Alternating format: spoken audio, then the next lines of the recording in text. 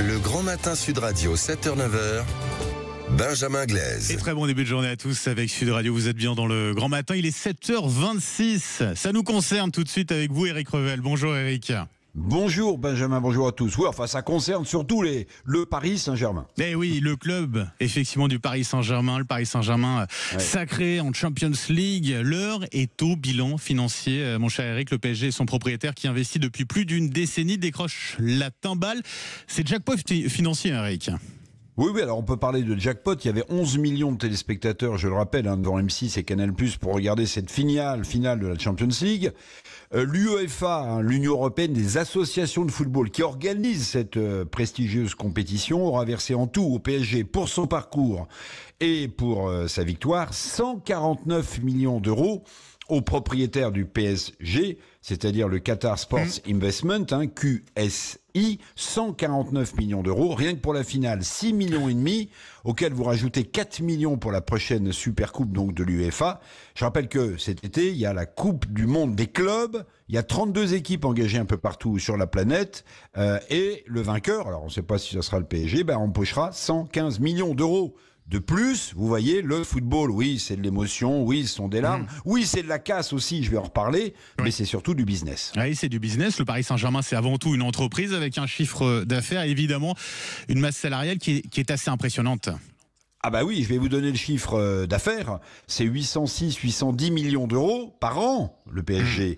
La billetterie, ça rapporte 170 millions d'euros. Il y a de très gros sponsors comme Nike, Accor, Qatar Airways, bien sûr. Vous me parliez de masse salariale, Benjamin. La masse salariale, les joueurs de foot qui sont payés à prix d'or, à lingot d'or, la masse salariale du PSG, elle est comprise, suivant les années, entre 400 et 450 millions d'euros. Et pourtant, le PSG est en perte, même s'il réduit sa perte. On l'estime entre 60 et 90 millions d'euros par an. Cette perte est en voie de réduction, mais elle existe toujours.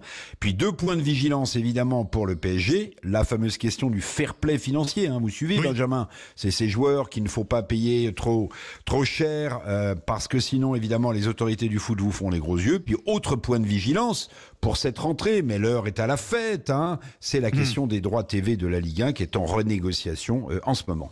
Bon, il y a aussi, on en parlait en introduction de cette chronique, Eric, les dégâts occasionnés samedi soir, après la victoire du Paris Saint-Germain, encore des violences hier soir. Qui va payer, Eric ? Non mais attendez, c'est absolument n'importe quoi. Je pense que Bruno Retailleau a eu raison de parler de barbares. Il s'agit pas de supporters, il s'agit de gens qui cassent tout, qui brûlent, qui visent les forces de l'ordre. Alors qui va payer, Benjamin ? Les compagnies d'assurance, donc chacun sur sa prime d'assurance. J'espère que vous êtes supporter de foot, Benjamin. Les compagnies d'assurance peuvent normalement se retourner contre l'État via ce qu'on appelle le régime des indemnisations pour troubles à l'ordre public. C'est prévu par le Code des assurances, mais évidemment les assurances le font pas. Les collectivités locales vont réparer les dégâts de ces voyous, de ces racailles, mais là aussi, qui va payer in fine ? C'est le contribuable. Alors tout de même, j'ai vu que des voix s'élevaient aussi pour que le propriétaire dont je vous parlais, QSI, Qatar Sports Investment, mette la main à la poche. Après tout, c'est un événement lié au Paris Saint-Germain dont le QSI est propriétaire.